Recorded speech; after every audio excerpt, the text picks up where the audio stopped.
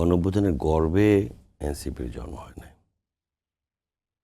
এনসিপির জন্মটা হয়েছে পৃষ্ঠপোষকতায়। যাদের কাছে আজকে তারা চলে গিয়েছেন তাদের পৃষ্ঠপোষকতায়, এবং উদ্দেশ্য কিন্তু শেষ পর্যন্ত এটাই ছিল। মাঝখানে একটু ঘোলা পানি পানি ঘোলাটে করবে বিভিন্ন পন্থায়। আপনি দেখেন এই এনসিপির নেতারা জামাতের বিরুদ্ধে কোন বক্তব্য রাখেন নাই। আবার এটাও বলছেন 300 আসনে নমিনেশন দেওয়া হবে, 300 আসনেই জিতবে। এরকম দু একজন কিন্তু খুব জোরালোভাবে এখন ওই জোটে আছেন। তো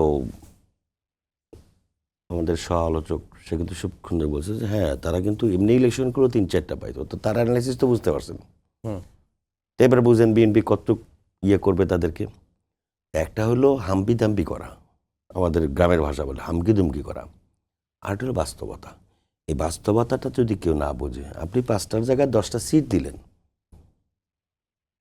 আর সেখানে না হলো, আর এখন যে সে কোনো রকমের 3টা 5টা 7টা 10টা কোনো রকমের উঠতে পারছে, তখন বিএনপির অ্যানালিসিস তো তার থেকে কম না একেবারে।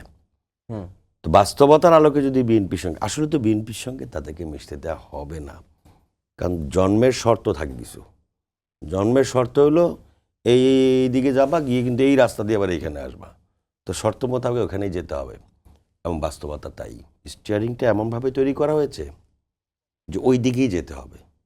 এবং আওয়ামী লীগ, জামাত ইসলামী, কংগ্রেস, ওই যে বললো না যে সিপিবির মতো ট্রিট করবে। আরে ভাই, সিপিবি তো একটা ঐতিহ্যবাহী রাজনৈতিক দল। আপনি জুলাই বিক্রির টিকিট নিয়ে তারপর রাস্তায় চালাচালি করতেছেন। তো নিজের অস্তিত্ব, সে বলল যে যদি জামাতের ইয়া নিতে হয়, কি বলে, পুলিং এজেন্ট নিতে হয়, জামাতের মাঠের লোকজন জামাতের থাকে। তো উনি তো বাস্তবতাটা বুঝতেছেন।